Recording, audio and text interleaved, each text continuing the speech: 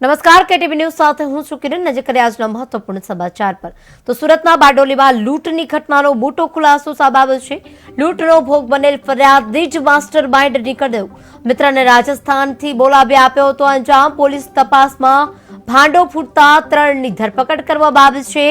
મિત્રને રાજસ્થાનથી બોલાવી આપ્યો હતો અંજામ. સુરતના બારડોલીમાં લૂંટની ઘટનામાં મોટો ખુલાસો સામે આવ્યો છે. તપાસના ધમધમાટ બાદ ચોંકાવનારો ખુલાસો સામે આવ્યો છે. લૂંટનો ભોગ બનેલ ફરિયાદી જ માસ્ટર માઇન્ડ નીકળ્યો છે. આ સમગ્ર કાવતરું તેણે જ ઘડ્યું હતું. મિત્રને રાજસ્થાનથી બોલાવી આ તમામ બાબતને અંજામ આપ્યો હતો.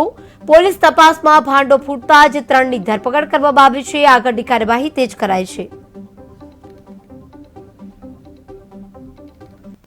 હરજરામજી મોલારામ ગુર્જર જે હાલમાં બારડોલી રહે છે તે અને મૂળ રાજસ્થાની પોતાના બે સાથીઓ સાથે પોતાના માલિકનો માલ વેચી અને પૈસા લઈ અને બારડોલી જતા હતા.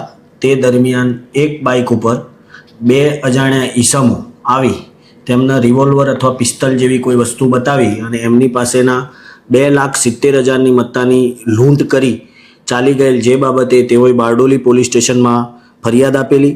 જે ફરિયાદ 1174/2024 BNS કલમ 309(4)(5) મુજબ વણશોધાયેલ ગુનો દાખલ થયેલો.